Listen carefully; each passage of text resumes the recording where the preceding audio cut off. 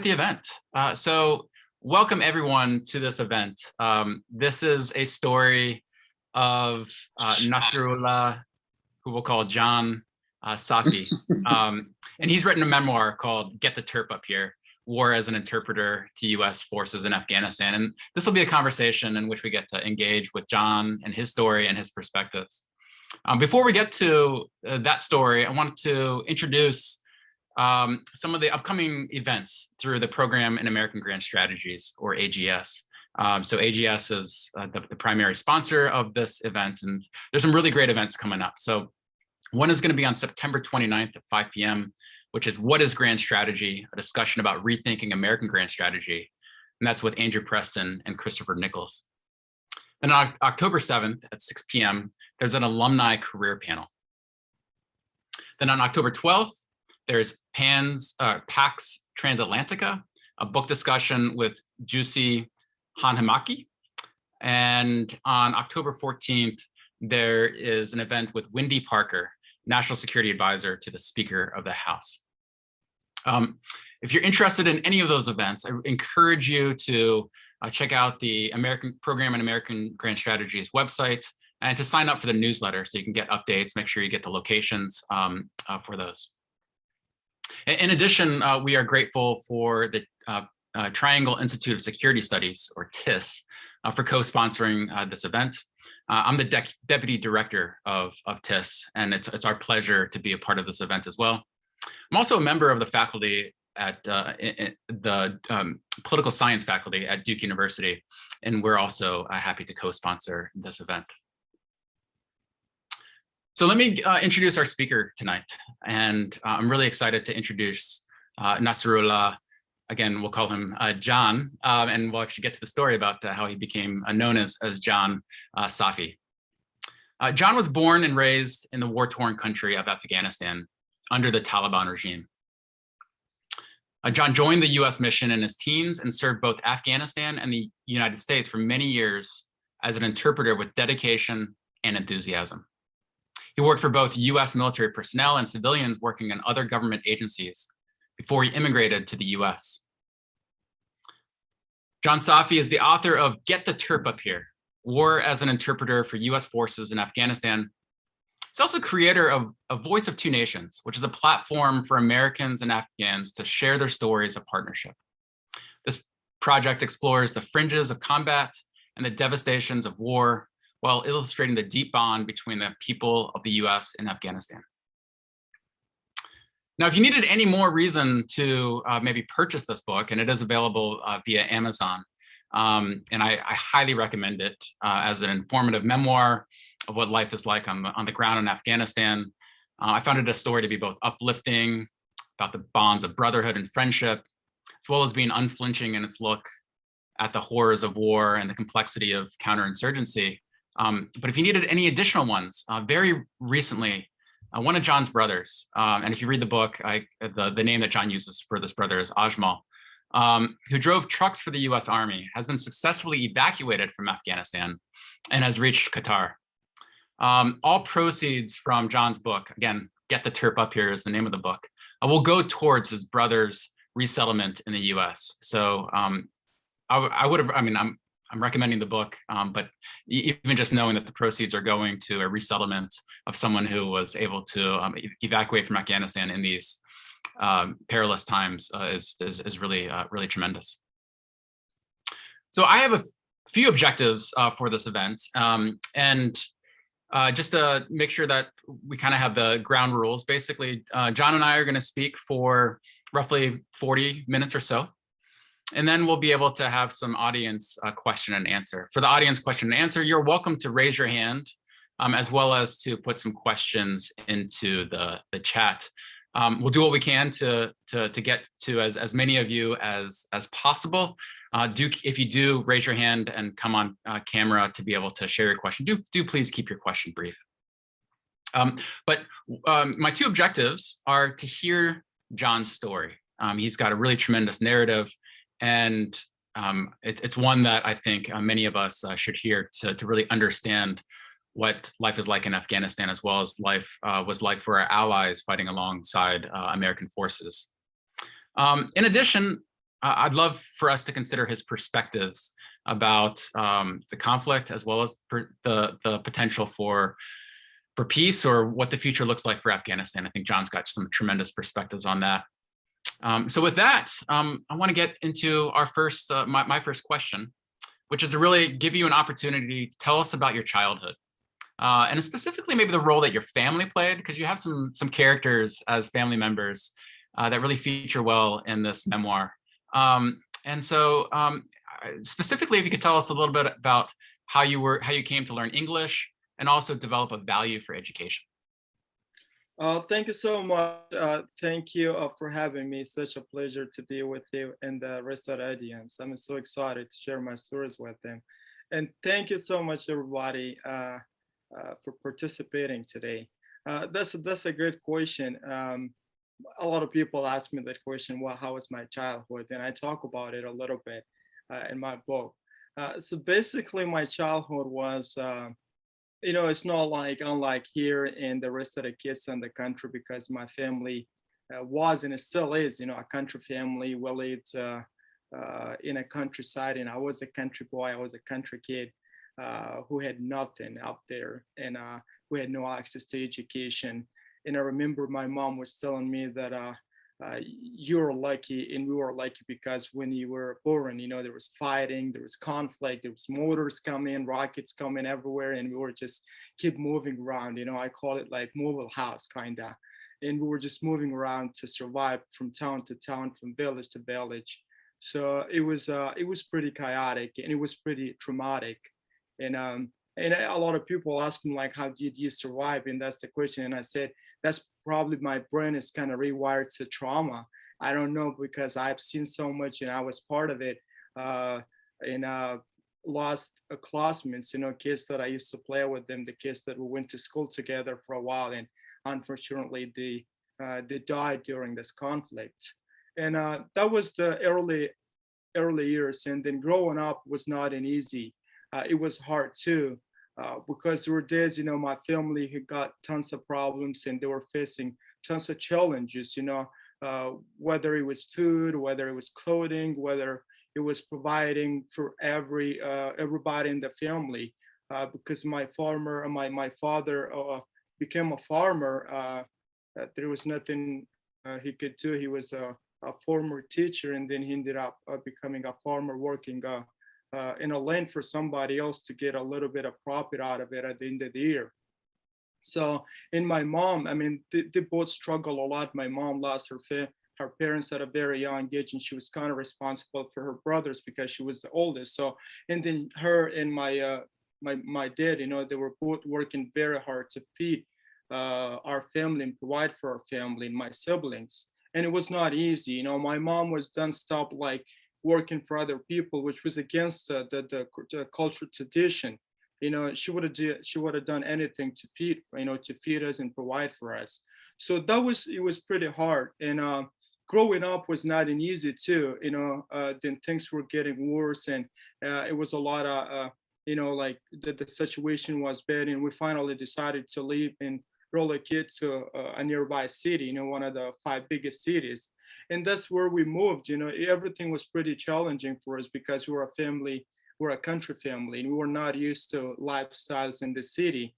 Well, when we were living up in the country, things were pretty cheap, and things were free, like firewood and stuff, so we don't have to pay for it. We never thought about paying rent and stuff in a bigger city. So that was a huge challenge in a country where there was that the employment was below zero. There was no work, there was no jobs available for anybody.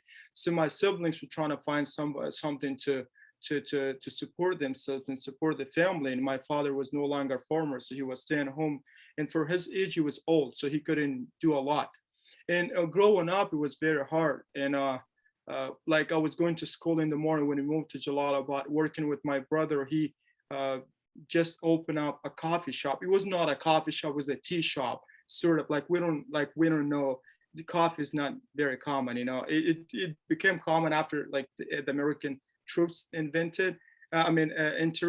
Before that, nobody knew coffee. So we opened up coffee, sort of like a tea shop.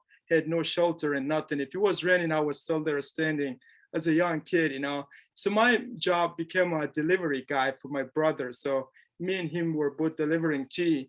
I was going to school in the afternoon. I was helping him delivering tea. And that was not a good experience for me, because days that I was going to markets delivering teas, I was demanding different stuff like, hey, why don't you stay with us? We'll give you money, and like gossiping and talking bad and stuff like that and asking for stuff. So that was, it didn't last for too long. And we're still like, we're trying to support our families. So we're doing everything we could to support. I was young and I was helping my family, so I was helping my brothers. And I talk about this a little bit in my book. So I got a job at the transportation department. I'm just gonna say like how hard it was for me.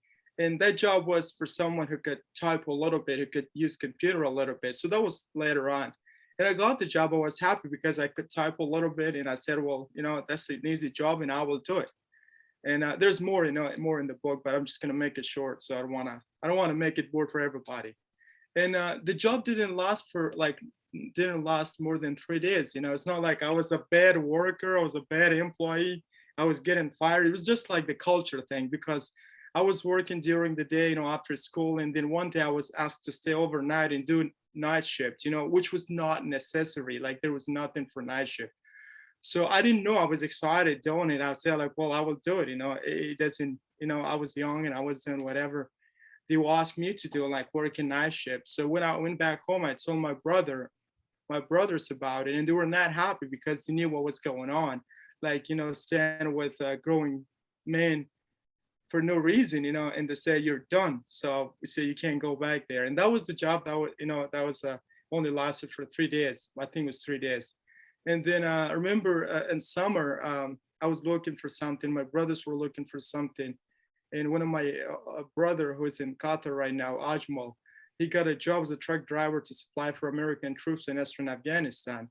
And I was on summer break. I don't have money to take some extra classes for English to get ready for next terms. So I was staying home, and one day he asked me if I wanted to go with him. And I said, well, yeah, I will go with him. It was a tough job. He never talked about it. I know it was a dangerous job. He never talked about it because my mom would have worried about him. And the rest of the family. Driving to Kunar province and those places was not easy. It was a Taliban country pretty much. A lot of people lost their lives too. So, however, I ended up going with him, and we ended up going to Krangal Valley. Krangal Valley is known as a valley of death. There's a documentary called Retrieval. Same people that I used to work with them back in 2010. And there are a bunch of movies too. It's a pretty bad valley. So we ended up going to Krangal Valley. The journey was a little bit easy from Jalalabad going to Krangal Valley, but on the way back, we got into ambush. And that's where I was in the truck. My brother got shot. We made it out, but the rest of the truck drivers, they were dead. The Taliban captured and killed them. And not to just kill them, they hang them later on to say, whoever worked for the American, that's what their punishment is. So we made it out. My brother got shot. I was terrified. I was scared. I couldn't believe what just happened, crying because, I heard everything, like the pop shots and yeah. And John, how old were you when you were driving into Krangal Valley? I was very young. I don't exactly remember how old I was, because that's the question I asked my parents 100 times. Like, do you remember when I was born? And they couldn't tell me, because the only thing they could tell me, like, hey, you were so lucky that you survived, because when you were born, there was rockets coming. We were like fighting all over the places, and we were just moving around to survive. So we just don't know. And dead of birth is not just a big deal. Like, it's not part of the culture thing. Right, but you weren't. I think one of the keys though is that you were young. You weren't old enough to be able to drive. No, and here I you wasn't. are in a truck with your brother driving through a Taliban checkpoint. And that's just a really amazing story. I want to use that as an opportunity for you to reflect on what was it like living under Taliban controlled areas. So you were just telling us that you grew up in Kunar province, relatively rural area, moved to Jalalabad. Sounds like sort of the sort of tensions related to Taliban control sort of changed as your family moved. But what was it like? Go So ahead. yeah, I mean the last part of the question, the first question. Well, my family did everything for me to go to school because that's what my parents, my dad believed in education. He was a former teacher. My mom never went to school. Like she didn't know much about school. Also they were like stories that she was telling me why she didn't go to school, even though she wanted to go to school. But like I said, she lost her parents at a very young age. She couldn't go to school, and also the culture and traditions, local norms wouldn't let her to go to school. So, but my family did everything for me to go to school, and for my siblings, my sisters who really wanted to go to school. So I'm very appreciative for them. It was the time when they had nothing, but still they wanted to encourage us to go to school, and they wanted to encourage me, and they would do anything for me to go to school and provide for me. So, like, that's what my family done for us. And life under the Taliban, well, it is kind of hard to describe it because I believe there was no life. Well, when we talk about security, people were stressing out, people were super depressed, and people were hopeless. There was nothing certain, there was uncertainty. People were helpless, and there was nothing they could do for themselves. There was like they couldn't fight for their own rights. People were jailed and imprisoned for no reason, just for being who they were. My dad, when I was a kid growing up, watching my father went to jail a few times for no reason. He got beat up so bad, got sick, that he's still sick and suffered those punishment, called hard punishment. So living under the Taliban regime was kind of like hell, you can say it, you can compare it to, because we had nothing, we had no access to anything. There was no proper education. There was no, I mean, health care is still not there, but there was nothing. We had no doctors in our town, no hospitals in our town, and a lot of people, like a lot of women, uh, you know, pregnant women died on the way to hospital. They just couldn't make it to the hospital. So I was born at home. Like at home, there was no nurse, there was nothing. It was just a miracle. So living under the Taliban regime was living under hell, or living through hell. So everybody was super depressed. Everybody was stressed. There was food shortages. There were days that we had no food. I remember crying, go to bed, uh, asking mom for food because there was no food, and there was nothing. You couldn't talk for your own rights, and that's why, like, if you want to say something, you could get in trouble. You could go to jail. You could go to jail. Your family could get in trouble. So it was basically no life under their regime. So one of the things that really strikes me is that right in the face of that oppression, you decided to learn English, and then also to go and seek out the Americans that were at a forward operating base, and talk with them so you could perfect your English, knowing that there would be, if any Taliban sort of found you doing that could be really serious for you and your family. So tell us about how, like, that journey from, you had that experience with your brother driving a trucks, but then how do you go from there in the face of Taliban pressure to then become an interpreter and working alongside U.S. forces? So at the beginning, after 2001, like I said, we're a country family, and it was a town mostly dominated by extremists. You talk about religious clerics or preachers. We call it mullah.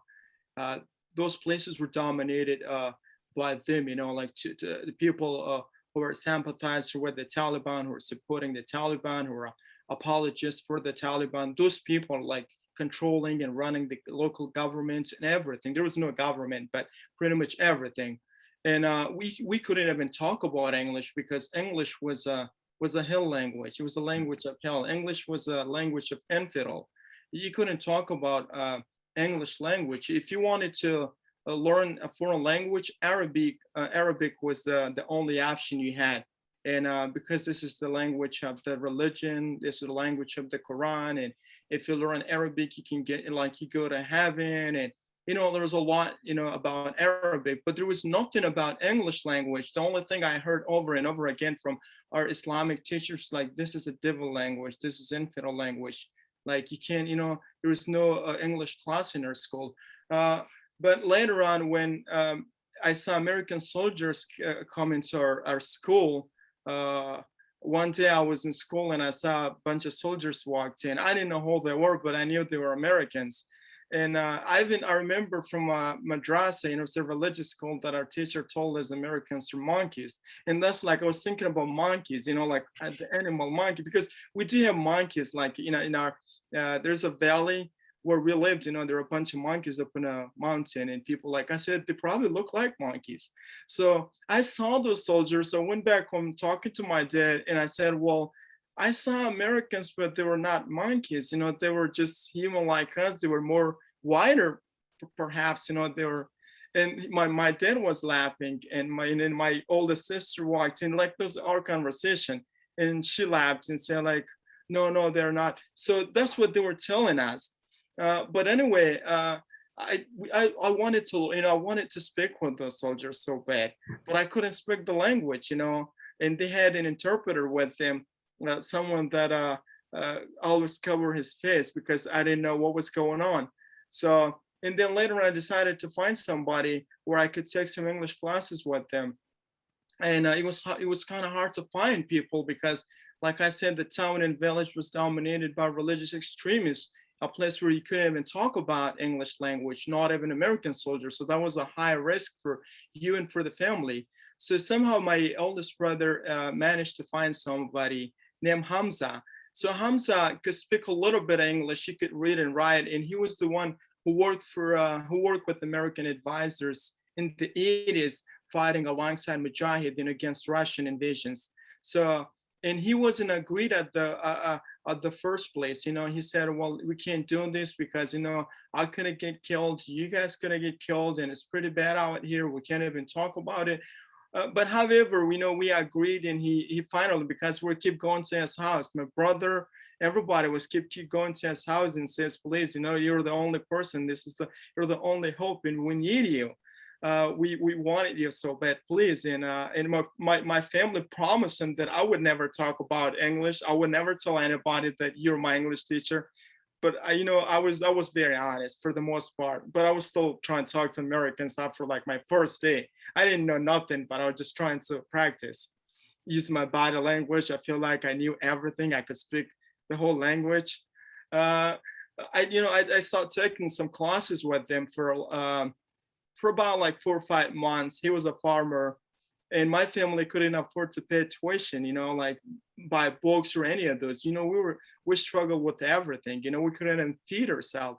And he agreed that I would work in his farm. He was a farmer. He got cows, he got sheep, he got goats, he got all sorts of animals, chickens and ducks.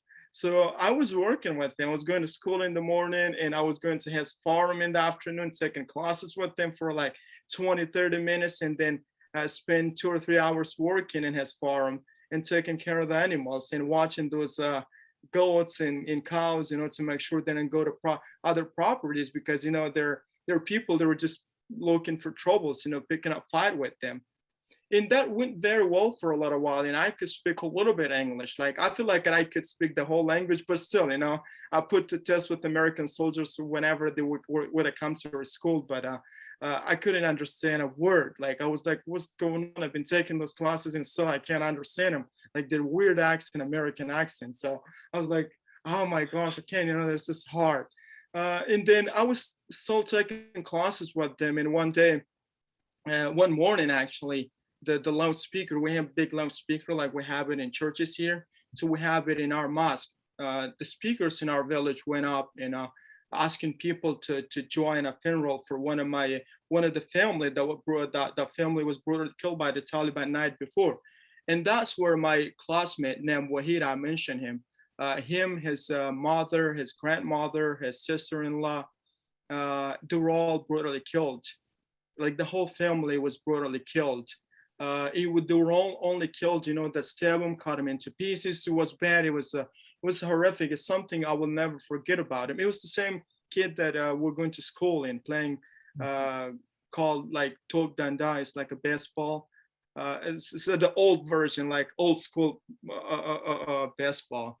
And so they were gone, and they were all killed, and that was the day my parents decided to leave because I could speak a little bit of English, and they thought there was more bad guys, and both Americans and Afghan governments were going after the bad guys, and they killed a bunch of them in the valley because they were always attacking Americans and fighting Afghan forces. So, and then and the revenge and Taliban were just targeting people who could, they thought like, oh, they're spying for Americans. So I was like one of those target. I became one of those target because I was kid. I didn't know. I was very young. I didn't know like what the consequence was. So I was keep talking to American soldiers. If they were in town, when I was like running to the town and talk to them, or school, I was everywhere. So so that could have caused big trouble for our family, and we could have lost our lives. So they decided to leave and relocate to Jalalabad, and that's where we ended up going to Jalalabad at the end of 2007. It was at the end of 2007, and that's where I continued taking more classes. It was a hard decision to leave our home town and going to Jalalabad because everything was new for us. We were never we're never conditioned or adapted to that sort of life in the bigger cities. We didn't even think about it. But when we moved to Jalalabad, it was a good opportunity for me to work and a little bit, and take some more classes. And I started taking more English classes. And then one day I heard it was the end of 2008, like they're hiring more people. They're looking for people who could speak English. And I said, well, this is the time I'm going to do it. I was still in school. And because, I wanted to go to keep going to school and become a medical doctor. That's what my mom wanted. We'll talk about that too. So you can cut me off whenever, I'll probably keep going and going. If you wanted to cut me off, you can. Well, it's your story. I don't really want to cut you off. But I think you're getting to where some of the stories that I think our audience would love to hear, which is sort of those initial connections as you became hired as an interpreter, and then actually serving with American forces. So what I'm really curious about hearing your perspectives on what was it like to be an interpreter, but also give us a sense of what that role actually meant, because as you tell in the story, and I'm hoping you tell us now, as you tell in the book, and as I hope you tell us now, this wasn't just simple translating. You were doing combat. You were doing SIGINT, like you're doing signals intelligence. You're listening on the radios and basically getting a sense for what the Taliban were up to in nearby areas. So tell us about that experience of basically working alongside U.S. forces. Yeah, sure. I will just touch upon a little bit how I became an interpreter. So at the end of 2008, and I heard the Americans were looking for interpreters, who could speak English, and then later on I learned that it was the Obama administration who was sending additional troops to Afghanistan. So that, eventually they were looking for more people to translate for more soldiers. So, and I heard, and I said, well, I wanted to be an interpreter, but my parents would never let me, because not like they didn't want me to work for Americans, because they want me to go to school, because my mom wanted me to go to school and become a medical doctor. She loves, she loves doctor. And I will tell you, because I was still in school, and she would have just jumped the gun and called me doctor, son. And she didn't know I had to go many years, to university, to medical faculty, but she didn't know, she thought you go to high school, you're a doctor, that's it. So that's how much she loves, and that's what they wanted me to be. But I just changed my mind, and I'm going to get this job. So I ended up going to a nearby military base where they hire people to become an interpreter. I told my mom I was going to school. I woke up early. She kissed me on the cheek, this culture thing. I left, and she even asked me oh, why did you leave so early? You never left so early. And I said, well, I have some English classes that I had to take before go to school. So I didn't go to school, but I told my parents, my brothers, my mom, my parents didn't know. I went to a nearby military base, had my birth certificate, a small piece of paper, everybody can make it. I didn't know that you had to be 18. I was very young, So I went over there, waiting for people to come out. We're a bunch of people waiting for the same job, apply for the same job. And when my turn arrived, they pulled me out of the line and says, well, you're very young. And they read my birth certificate and says, well, you're very young and you have to be 18, or older 18 to become to become a military interpreter. But you can come back when you turn 18. So I was heartbroken. I was so upset, and I couldn't believe it. I was almost crying. Like I said, I wanted this job to change, my family's life, and do whatever is good for them. I went back home, and I went back home early too because I didn't go to school at all. So my mom asked me like, "Why did you come back early?" And I said, "Well, I was we were sitting outside at school. It started raining, and there was no classroom, no building. So the principal said we were good to go home." So I didn't tell him anything. And I waited for a little bit, went back to military base with a different, with the birth certificate. Yeah. So, and then finally I got the job, and my parents didn't know about it, but my brothers did. And I got the job, and I ended up going to my birth province where I was born.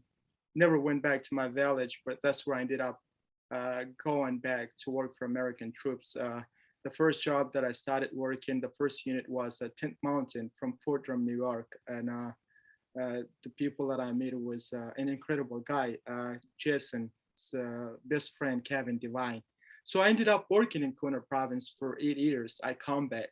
Like you said, my mission was, it was probably 99% combat missions and operations and daily patrols. Like combat outpost Monty was at the front line, deep in the Hindu Kush Mountains. So when we talk about combat outposts, it's always fighting. And that's where when I got there, it was pretty bad. Like we're getting mortars, we're getting rockets. We're kind of used to it. Like we're used to it, rockets and daily firefights, mission. We're going out, we're getting shot at. We're on the base getting mortars. So that was our main mission was, but we were doing some some other missions, humanitarian missions, like helping locals, development, like conducting and carrying out some developmental projects for locals. And of course, you mentioned some signaling. We got systems like the walkie-talkie sort of radio that we use for the interception for them so we can catch them.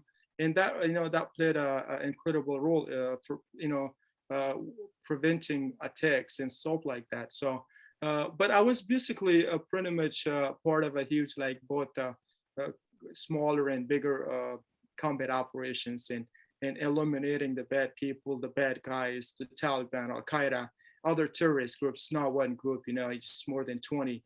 And I encounter we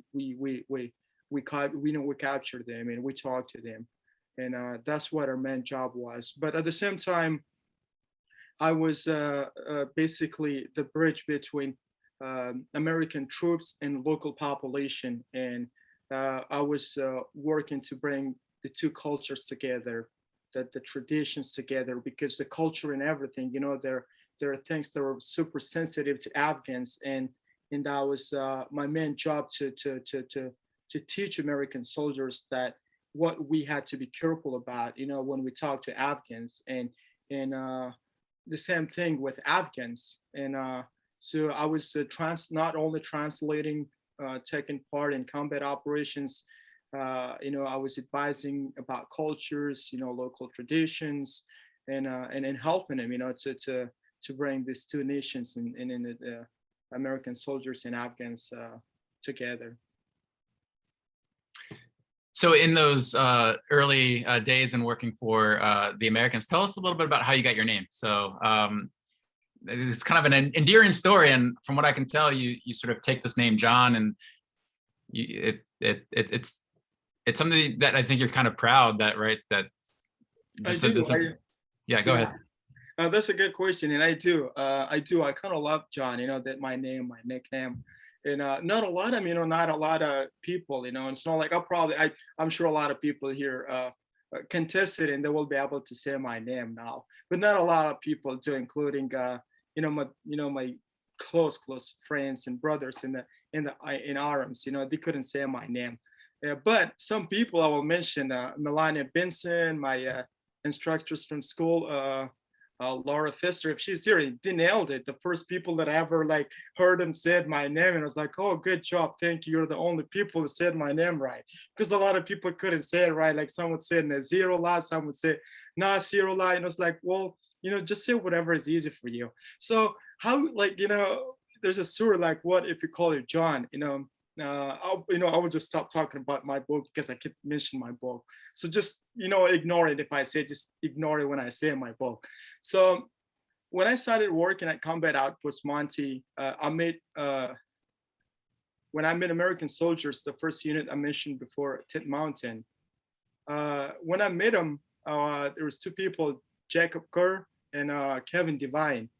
The first time that I met him, I had another interpreter with me because I couldn't speak very good English. And if there was something, he was there before me, and he had tons of experience and he knew everybody. And because he was working longer than I did, so I was talking to Kerr. Kerr was from upstate New York. The accent that he had was, it took me a long time to understand. Still, even I was still working with him for months. His accent was super, like, I just couldn't understand sometimes. So he asked me what was my name, and Kevin, I was talking to them, and I said Nasirullah, and I heard Kevin looked at him and said, like, say it slowly, and I said Nasirullah, and they were still couldn't say it. And then we had to figure it out. We got to do something about your name. And I was like, I didn't know. I said, like, and then when we left him, I was walking back to my room, I was talking to other interpreter, and I said, like, what do you mean they're going to do something about my name? Because what do you mean? Like, are they going to change it? Are they going to change my birth certificate? Like, how is this working? And he looked at me and says, well, they're not going to change your birth certificate. They're just going to pick an easy name for you so they can call you, they can remember it. And I said, well, that's okay with me. I mean, if they don't want to change my birth certificate, it's the time, like, I didn't know much about this. And that's how they came up with John. And since then they call me John, and I like it. But that was just not my name, my first American name. Then after I started working for government, for civilians, I picked a different name because there was another guy named John. He was already got John, so he was already one guy named John, and we're always using radios, so they called me Michael. So I picked Michael, but Michael was not like a very well known, because a lot of my military buddies, my army friends and brothers, they called me John, and I haven't created Facebook. Said John Ahmad, which was never my name. Yeah. That's great. So you have some really touching stories about the people that you served with, and it's really clear that have a lot of affection and mutual affection, right? Affection shown back to you from the people that you served with. I guess my question is, did you have any conflicting feelings about serving with the Americans, in the sense of, well, really any sense, but maybe one issue that I'm curious about is kind of what it did for your family, where, once you started working for the Americans, your family would have been, maybe perhaps more at risk for being targeted by the Taliban. What were your thoughts and sort of making that decision? Because it wasn't risk free. No, it was not. It was not risk free, but there were many reasons. But one reason what I did was for the betterment for my country and for the people who suffered for a long time. The conflict goes beyond 20 years. It's like 40 years, and then I wanted to help the American soldiers. I wanted to help the American government on the war on terror. I know it was not easy. It was full of risk for my family, and that's one of the reasons I lost family members. I lost my brother-in-law. I lost and his son, only 7-year-old, and one of my sister got shot, and I didn't know she wouldn't make it, because when I left in 2016, she was in hospital, and I went to the hospital just for a few minutes because I had to leave. It was bad, and there were some other wounded militants there too. It was a big hospital, public hospital. Everybody was coming, and my brother said you had to leave. So my sister was there. She was in coma. We didn't know she would make it, but she did, and now she lives in exile trying to get to safety. So it was pretty bad, but I believed, what I did, and I'm still proud of it. That was for the betterment of my country and people who suffered for too long. And then under the Taliban regime, they were treated nothing. They had no life, like we talked about it before, and they had no rights and nothing, and they just didn't live the way they wanted. So I was happy to help him, and I was happy to eliminate those bad people, eliminate people who did not believe in human rights, who did not believe in just simple lives, who did not respect for any Afghans who wanted to live peacefully. And and at the same time, I wanted to help both nations because Americans came a long way. Uh, they left their beloved ones back here in the state, their families, and I know how life is good back here. Now like they got everything, they got luxury lives, family members, houses, and everything. So they ended up coming to our country to help and rebuild our country. So why not? And I always proud of that, and I will never regret it.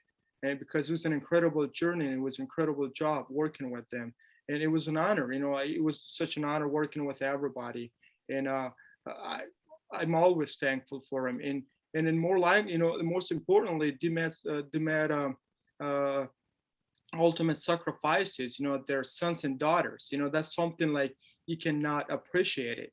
So why not? So everything I did was for my people, for my country. And even though I lost family members, they died for great reason, and they died for good reason. And that's what I always think about them when I can't forget about them. Yeah, thanks for reflecting on that. And thank you for the service that you provided to Americans, and we're grateful to the men and women on the call today that have served. And tell us now about the process of immigrating to the U.S. So I'm gathering it was a long process. I started in maybe 2009, and it was what, 7 or 8 years. And then while you're also sharing that, tell us about where you're at now on your path towards becoming a doctor and realizing your mother's dream. Yeah, that's a good question, and I think it's a perfect time to ask those kind of questions because of the people, the refugees, and the special immigrants recipients that have been left behind to the mercy of the Taliban, that they can kill them and they can target them any moment. And they already started because the what I heard was that the Taliban are knocking on doors and looking for those people, target them, deliberately target and kill them because they work for the Americans, and they're asking like, oh, who work for the infidels? They deserve our punishment right now. So this is a very good question. Like you said, I did apply for a special immigrant visa in 2009, and then I did more paperwork in 2011. Went to the U.S. Embassy in 2012 for an interview, and I was so happy. I was so excited. I couldn't share this news with my family, with my brothers and sisters in arms back in the state because I just couldn't wait to see them one more time because I never believed and I never thought that I would ever meet brothers and sisters that I have worked with them in the state. Like I thought, but I would still talk to them on Facebook and we're still in touch. But I never thought I would meet them in person, one more time. And so I did my paperwork in 2009 and 11 and submitted. Went to the embassy in 2012, did my interview. I was so happy, and I said, "I'm done. I'm out of here." My mom doesn't have to worry about me being at the combat, being at the front line, being at a combat outpost, money, fighting every day. Because that's what she was always telling me. Like I would never get old, but I got old because of you. I've been thinking about you, couldn't sleep. You're always there, I don't know what could happen to you. So the paperwork took a long time. When I did my interview, I was so happy, and I said, I'm out of here like next week, next month. The max it would take will be 2 months, but I didn't know it would take 7 years, and I would just keep checking my email, and that's what happened when some military generals, the former chief of staff was involved too in my paperwork, and one day I was working in Jalalabad, checked my email, and I saw there was an email from the embassy says your paperwork got approved and we just need your passport, and that was it. But it took 7 years, like 7 years. The whole process took 7 years. I got probably more than 50 letters from different people, including generals, major, captain, colonels, and some people they were colonels, now they're general. But it still took 7 years for me to get out of there. Yeah, well, and then tell us now your you're now a student in living in Oregon, and yeah, and so tell us Yeah. about that. Sorry, I forgot that part. So yeah, like I said, my mom loves doctor. She suffers uh, cardiovascular illnesses. A lot of problems, and she suffers from arthritis and all sort of illnesses. So she loves doctors, and this is my dream, and it's her dream. Like I said, I was still in school, and she thought I was a doctor. So I go to school in Oregon. I'm taking pharmacy pharmacology. I already took a bunch of classes and I love it. I love to learn about medicine. So I heard that's the hard part. If you go to medical school, pharmacy or pharmacology is the hard part. And it is, because it's a lot of homework, it's a lot of memorization. And my brain doesn't work as it used to. I could have memorized things pretty quick. And now, like, it took me, if it took me like 20 minutes before, now it take me half an hour to memorize something. But I do love pharmacy. I do love pharmacology, and the classes that I've been taking are very helpful. I learn a little bit, and I think that's the hardest part to go to. That's what I was told. I'm not sure, like, to go to a medical faculty. So I'm doing good so far, and I hope my mom still's around, that I become a doctor, and I'll be her primary care for sure. I will never charge her. Yeah. I hope so too. So I'm going to ask you one more question. In the meantime, our audience is welcome to formulate some questions that they might have. We'll have a bit of time for them to be able to engage with you. You're welcome to raise your virtual hand, which you can find in your reactions tab at the bottom of your screen, I think, if you're using a computer. And or you can tap your question into the chat. We may not have time for all the questions, but we'll try to get to as many as we can.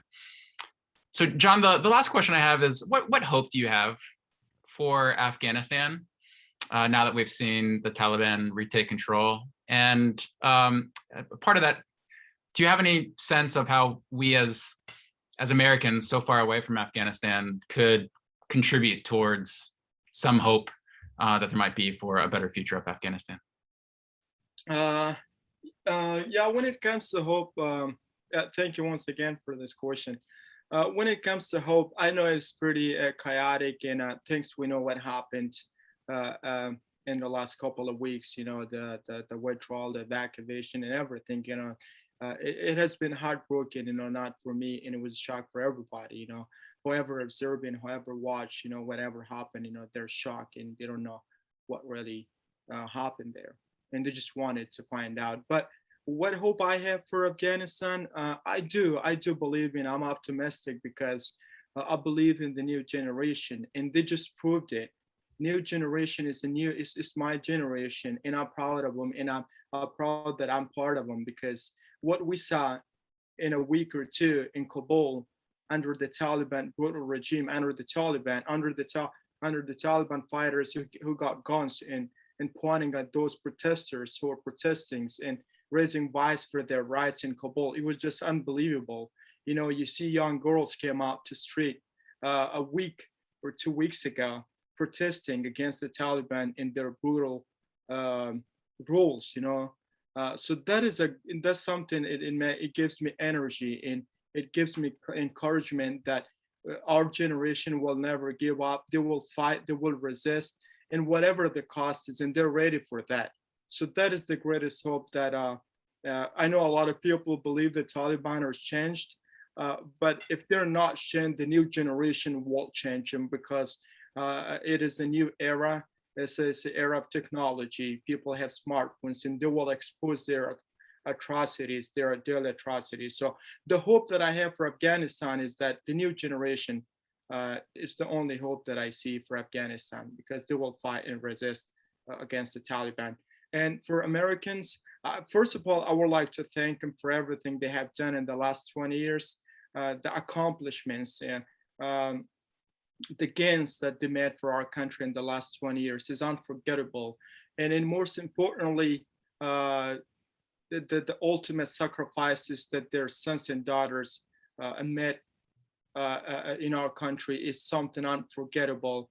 And there is no words that I can find to appreciate and thank them. And what I need from American and this great nation that I'm one of them right now, is that don't forget about Afghans. Every Afghan is not Talib. Every Afghan is not bad guy. And they proved it in the last 20 years that how helpful the Afghans are. And that's what the team, the incredible team that I'm part of it, Jason Hawk, Torres, Melania Benson, and other folks that I don't remember their names, created this website, the Advice for Two Nations, and the incredible job they're doing, especially Jason Hawk, the incredible job that he's doing. I'm quite impressed, like that he's doing to bring these two nations together and put their stories out. So the bond, the brotherhood, and friendship that has been created in the last 20 years is something unbreakable. We cannot break that. That bond is so strong, and it proved in the last 20 years, and it's been proving, and it's getting. I mean, it's improving too. So not every Afghan is bad. So I just want them to keep doing what they did in the last 20 years. Thank you. And Jason just posted in the chat for everyone to be able to go to that nonprofit that you've worked with and you were just talking about. Well, let's turn it over to some questions from the audience. I see we have a few that are in the queue. I'm going to start with Jessica Jordan. Feel free to unmute yourself, as well as if you're comfortable, share your video, but also feel free to keep the video off. Up to you, Jessica. Hi, thank you so much. I just wanted to say thank you for being with us this evening. I just ordered your book and I am going to read it with great interest. I was in Kabul in 2012, and throughout that summer, I witnessed just how important and instrumental the kind of work you and translators do. So thank you. And I was reflecting even how you being here tonight is its own act of translating stories and experiences to us. And I think we're all very grateful for that. For those who might be in the role of working with translators in the future, what do you think is most important for them to know about that partnership, or how to effectively engage with translators in the future? If you'd be willing to share any insights about that, that would be fantastic. So thank you so much, Jessica. Nice to meet you. And I'm glad you visited Afghanistan in 2012. And I'm sure you know a lot about Afghans. I know a lot about Afghanistan because you went to Afghanistan and you met those incredible people there.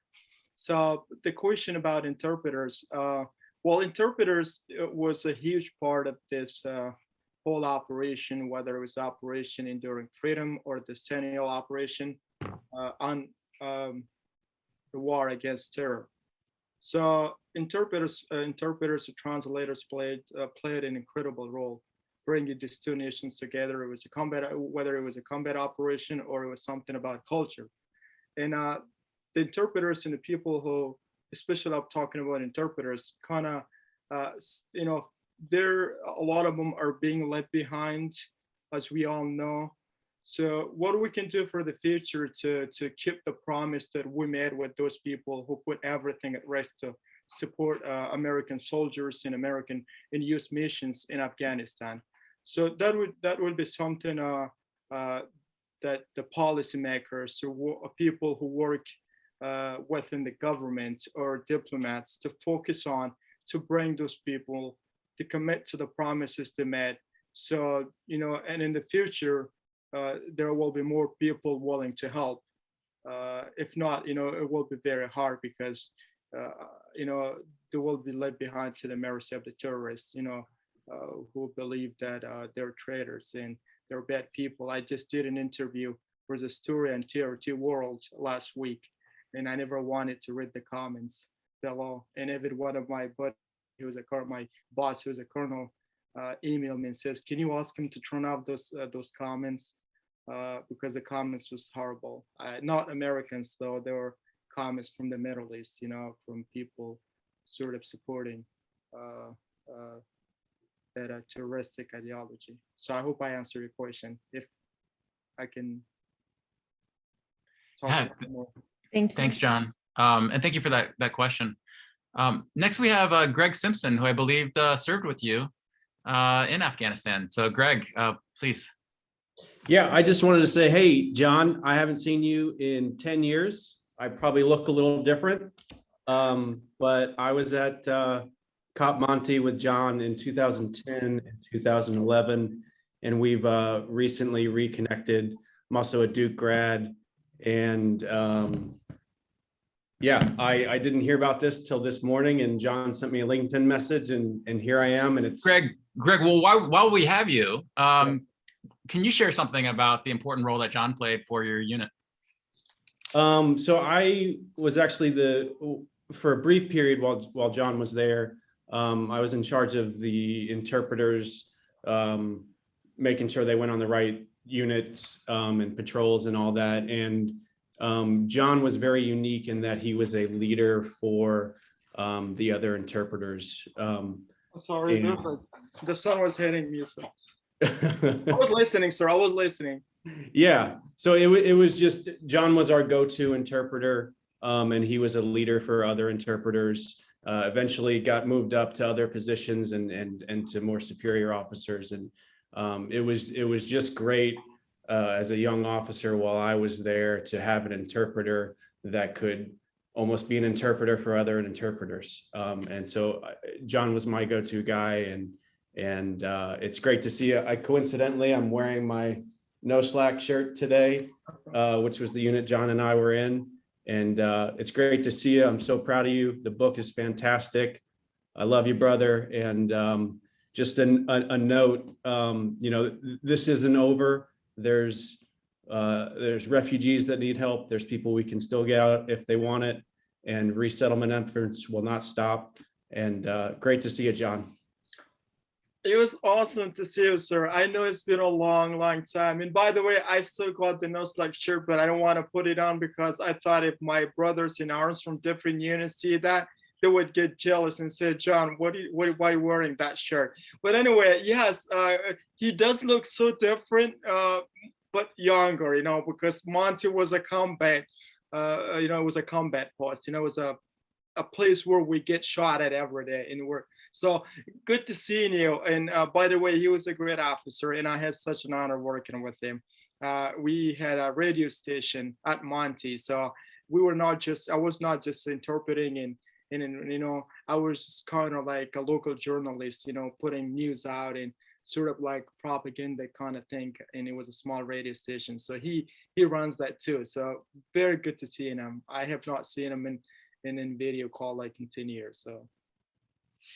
Thank you. Yeah, thank you, Greg, and also thank you for advocating for those interpreters that have thus far been left behind, and let us continue to help them get to safety. Next up, Ritika, and I saw Ritika, you also posted a question in the chat, so feel free to. Yes, that's the question that I was going to ask. Thank you so much for being here tonight to speak with us. I've loved hearing your stories. I'm a member of the Council for American Grand Strategy, and I was wondering if you could speak a little bit more about the cultural exchanges that you facilitated between the locals and U.S. soldiers. Hi, Ritika. Thank you for this question. It's an incredible question when it comes to culture, because culture is when it comes to Afghanistan, culture is very sensitive matter. Like, you have to be very careful with things, that's part of the culture.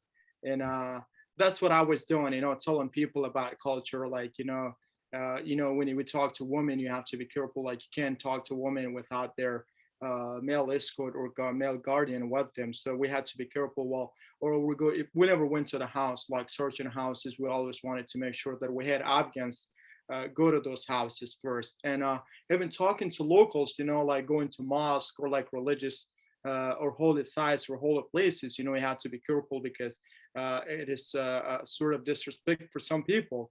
And also talking to people, whether we were talking to government officials, local elders, tribal elders or religious clerics, there were things that we had to, like American soldiers had to follow or had to remember. It was just because some Afghans, it's kind of like I can give you an example what happened one day, but it would take longer. I don't know if audience would be agree with that. So culture was very like a sense, like when it comes to Afghanistan and culture, and it's a very sensitive matter. And in every place, cultures varies to places, wherever you go, they have their own local culture and they have their own traditions. But in an overall, like, they have the same culture, but some towns and some places have different cultures. That is very important. And that's very sensitive to them. So we were teaching, like I was teaching American soldiers, I was teaching the unit that I was working for them, like, hey, that's what we should do, before we're going to any place or talking to people, like taking our boots off, like you go to a place, you go to a house, you go indoor, you have to take your boots off and your shoes off because it's disrespect if you don't. And there are a lot more too. Like I remember, I'm gonna just make it short that I don't know how much time we have, but it's up. So we got about 15 minutes. So and go. I would love to hear this story. But my first unit, our platoon leader was Jacob Kerr. I'm gonna mention his name. So we're sitting in a meeting talking about security and other developmental projects, and then we took a tea break. It was a tea break that they brought tea in, and we had to take a break. People start talking about things. We were talking about cultures.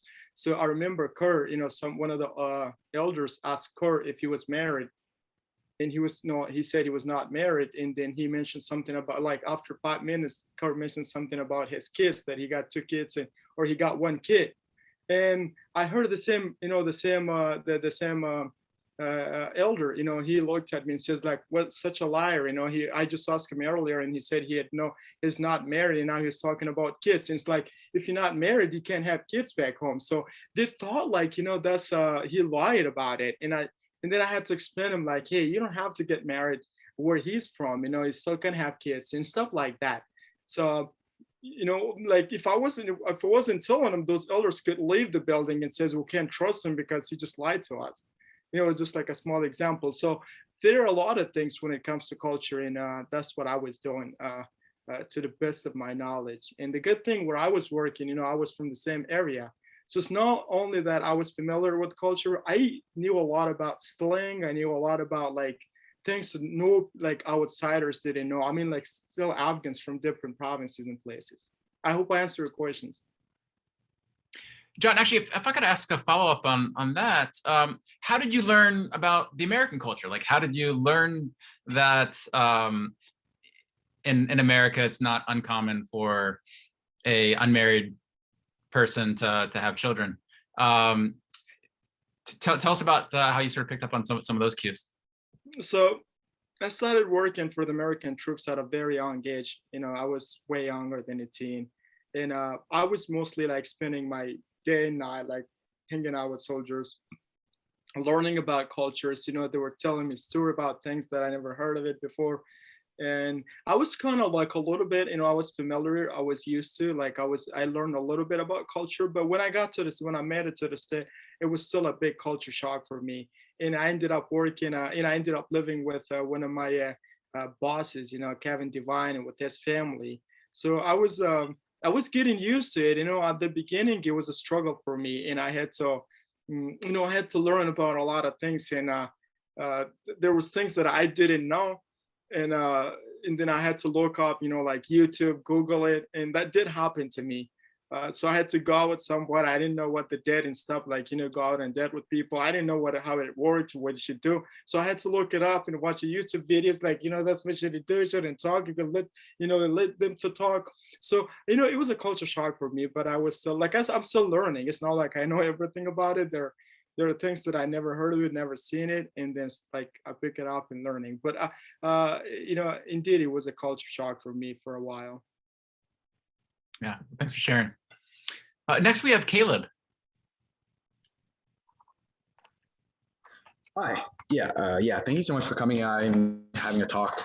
I'm also an undergraduate member of the Student Council for AGS, and I actually had a similar question. To what extent do you think American culture had an impact on culture in Afghanistan, especially among, like, younger people who perhaps grew up their whole lives, seeing Americans having this big American culture impact? And do you feel as if that impact, to what extent do you think it had, like, a political significance? Well, it did have impact, in the last 20 years. You go to a country for 20 years. That's a long time, like a generation time. So there was an impact, and we Afghan, picked up, and like we learned, and it wasn't like, it helped us a lot along the way. If you go to Afghanistan now, or if you would have gone to Afghanistan before the collapse, Afghanistan was much different than it was 20 years ago or under the Taliban regime. Like we picked up, like, go to like TV channels. We got a bunch of TV channels, music shows, and all that. And so it did have a good impact on Afghanistan.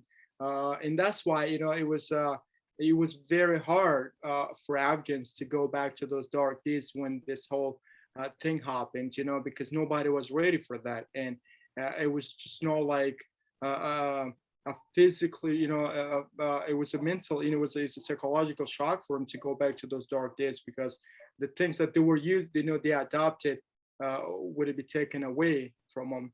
So yes, I mean, there was a huge cultural impact for sure. Yeah, thank you. Thank Good you. question, Caleb. Thank you. Next, we have Paul. Professor, thank you. And John is a fellow combat veteran. Man, thank you for your service, Thanks, brother. Likewise. Thank you. I appreciate you. I appreciate your story. It was incredible to hear. I purchased your book. I am super stoked Oh, thank you, to read it. But brother, how best can we help others like yourself that haven't made it over here yet, that bought into all of these awesome things that you bought? Like, dude, how best do we help? Plain and simple. Well, thank you so much, brother. So glad to see you here. And thank you for your service for both nations, man. I'm very grateful. Hey, dude, you gave a lot more than I did, so thank you. Those guys, just for the veterans, man, they're incredible, man. Those people, like, I will never forget about them. They become a huge part of my life, and I always think about them. It was such an honor working with people like Paul and the rest of the veterans and active duty officers and NCOs, or soldiers and generals. So, I mean, we should, like, whatever we can to bring those people and commit and uphold to those promises that we made with Afghan interpreters, because they're very well known, and everybody in the community knows that they work for the Americans, and now they don't call them Americans, they call them infidels. And what I heard about a week ago, that the Taliban were knocking on doors in Kandahar and asked people if they work for infidels or either they work for government. So a lot of people have been taken away from their families and then disappeared, and they don't know where they went. So, I mean, the US government, I think, has this obligation to bring those people to safety. Otherwise, they will be slaughtered, because there is I don't think there is any assurance, from either side to keep their promises. Just didn't, So what happened in Afghanistan, we believe, that there was a promise that they have to commit, they have to hold, but nobody kept their promises. So how can they keep the promise to not harm those people? So, I mean, there are organizations. In one of those organizations, the Advice for Two Nations that Jason, in our group created, is our mission is to help those people, and there are other non-governmental organizations out there that trying to bring those people and keep those promises that the US government made with them. And so we everybody's doing their best, and Jason, and I see Jason writing about those people and talking to people to help them. So yeah, thank you so much. Yeah, thank you. Next, we have Francis. Hi, thank you for being here to speak to us. It's been really interesting to hear your story. My question is also a little about culture, but you talked about your first experience meeting American troops and then also the complexities of Afghan culture. And so I'm wondering, how did different people from different parts of Afghan society view American troops? What did locals think about you actually as well, since you worked with the Americans? So, I mean, it depends what part of the country you're from. There are parts of the country that are mostly dominated by religious extremists and the Taliban, like the far countryside, and those people sort of isolated from the rest of the world, and they have been brainwashed and manipulated into believing that Americans are not good people, that Americans are invaded our country and they're here to harm us, you know. So the same propaganda, you know, they're using the one they'd use against Russians. You know, some Afghans still believe that Americans were Russians. We went to places and talked to locals, and they thought that Americans are Russians. So you see, like, you know, how they isolated from the rest of the world and how they have been brainwashed and manipulated about American.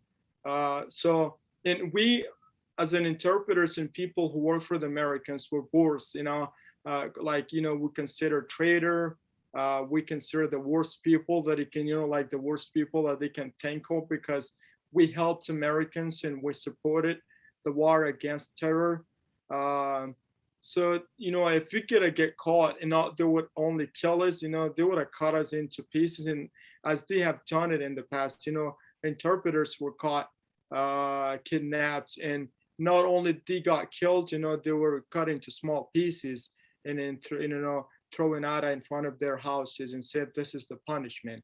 So it depends what part of the country you're visiting. And if you go to Kabul, that's not what people in Kabul have, that mindset. Or if you go to Jalalabad, or, you know, like some places like Mazar-i-Sharif or Kandahar, you know, where people had access to outside world, where people can watch TV, where people can understand, you know, what life looks like for them, you know, what really life is for them. But if you go to one of the districts far, you know, located in the country where the Taliban is dominating and governing those people, they have different mindset. Like I said, you know, a lot of those people still thinking that Americans were Russians. And I hope I answered the question. Thank you so much. Thank you. Thank you. We have time for one more question, and I'm going to ask it from the chat.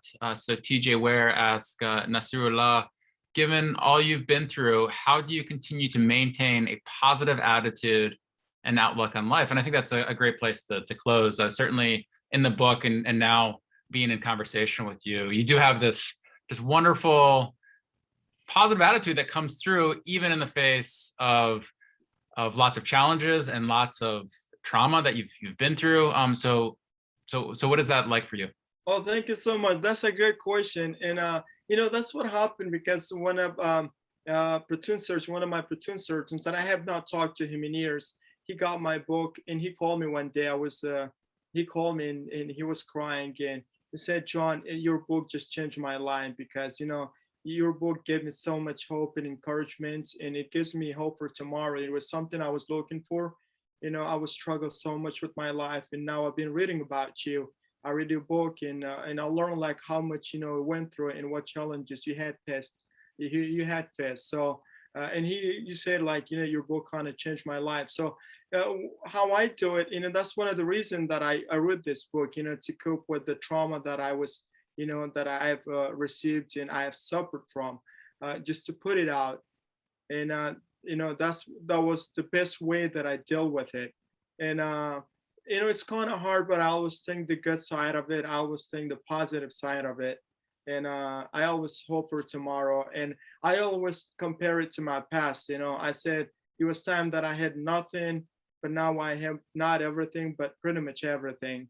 And that's how I look at it. And I said, you know, I wouldn't be here today if I was still, you know, I wouldn't be dead or anything could happen to me. So I'm grateful for whatever I have right now. And I feel lucky, and I consider myself one of the luckiest. So, you know, that's one of the reasons it keeps me going, and it gives me so much hope that that I'm here, and I went through so much. I never gave up, and I will never do it. And I hope everybody just do the same thing, you know, the same thing I did. And it probably worked different for people, but that's how I cope with it. And it's, I mean, sometimes it's hard, but you have to deal with it. Like my mom always said, you know, life has ups and downs. You have to deal with it. And I still remember, and, you know, what she went through, my parents, my family. So, yeah, I hope I answered that question still. Well, John, we're so grateful that you've been able to take the time this evening to share your story, to share your perspectives with us. Thank you for sharing that book, which I was thinking as I was reading, like, this is a great testament to those that served with you, so that not just them to be able to reflect on their time in Afghanistan with hope, but also their family members and their kids and their kids' kids will be able to see through your eyes the sacrifices and the challenges that they faced. Again, thank you for your service. I wish you all the best in your continued studies. I look forward to maybe one day being face to face with you, maybe drinking some tea together. I hope so. And thank you to everyone this evening on this call. We're grateful that you were with us. And that's the end of our event for tonight. Thank you, brothers and sisters. Thank you so much for being here with us. And thank you so much, Professor Kyle, for everything you did and made this happen, and Paige and everybody else.